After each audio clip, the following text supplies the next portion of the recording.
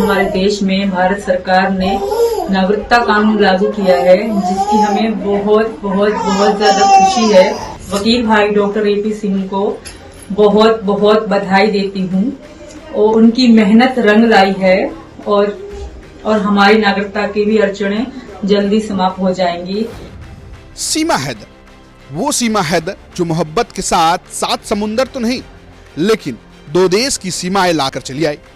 अपने पति को छोड़कर सचिन के प्यार में बच्चों के साथ सीमा हैदर पाकिस्तान के कराची से सीधे नोएडा पहुंच गई।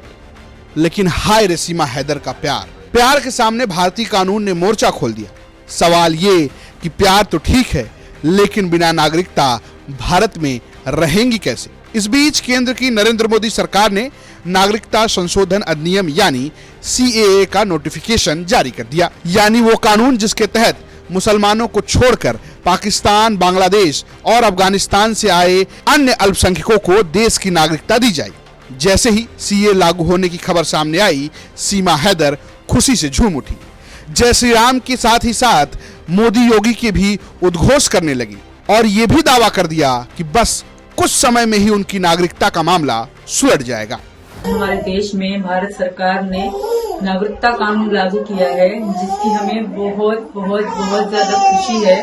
वकील भाई डॉक्टर AP सिंह को बहुत बहुत बधाई देती हूँ और उनकी मेहनत रंग लाई है और हमारी नागरिकता की भी अड़चनें जल्दी समाप्त हो जाएंगी।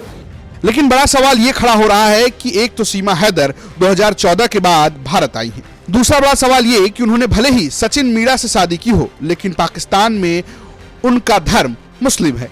ऐसे में क्या CAA के साथ सीमा हैदर को नागरिकता मिल जाएगी? यही सवाल हमने सुप्रीम कोर्ट के वकील नीरज गुप्ता से भी पूछा। ये सीमा हैदर की जो कैटेगरी है वो कैटेगरी किसी भी तरीके से CAA का जो एक्ट है उसमें उनको कोई बेनिफिट नहीं मिलेगा।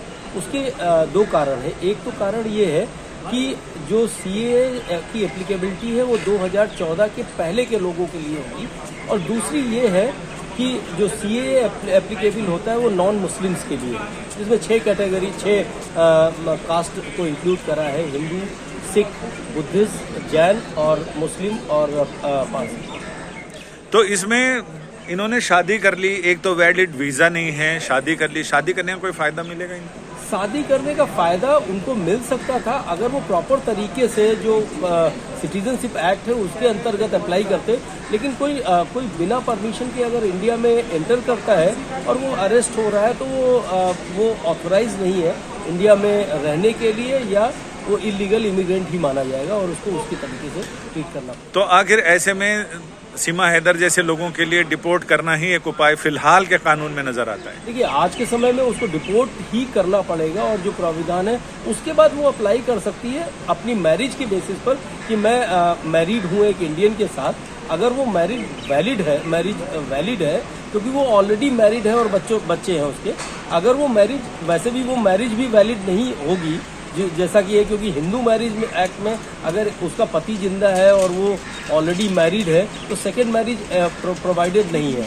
अगर मान लिया जाए किसी कारण से उसकी पहले तलाक हो चुका है और आज वो अवेलेबल है शादी के लिए, उस केस में अगर वो शादी करा है उसने प्रॉपर तरीके से, उस केस पर वो अप्लाई कर सकती कि मेरा हस्बैंड इंडियन है, उसके बेसिस पर वो सिटीजनशिप अप्लाई करता है।